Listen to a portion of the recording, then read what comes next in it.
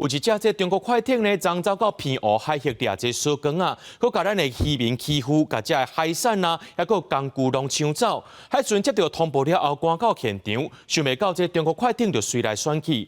海巡也讲未来会调派这大型舰规划巡逻任务。另外，伫咧同一天呢，这海巡也伫咧新竹永安外海掠到一只中国无准名、无准籍，而且是无登记油料船。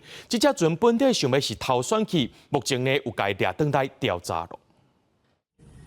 中国快艇就安尼出现伫平湖海峡，当时放军钓小港作业三季，这只无准籍的中国快艇，若是外界掠小港，也强行收走咱国渔民的渔区甲渔获。海巡到场的是快艇已经走到无看影。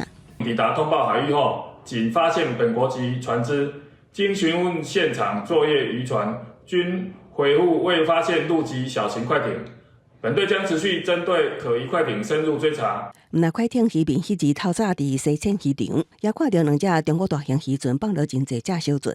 中国船的干扰行为对平湖渔民来讲无耐煞也无稀奇，真侪中国商夫也是外界渔船下钓工无开 AIS 自动识别系统，规避海巡追查。12海里内巡防艇的雷达一定会侦测得到，侦测到目标是不是大陆渔船，我们要用肉眼去判别。大陆渔船会在船旁边加装铁棍，阻挡我们的船登检。平湖海巡表示会请求大型舰支援协助，维护海峡甲渔民作业安全。若是平湖同一日伫永安外海有一只可疑中国船只，若拒绝检查也逃走。去前面。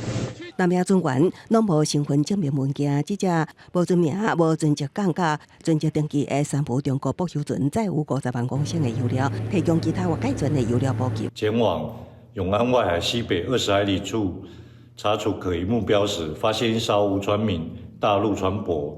那本队同仁立即将其带返台北港查处。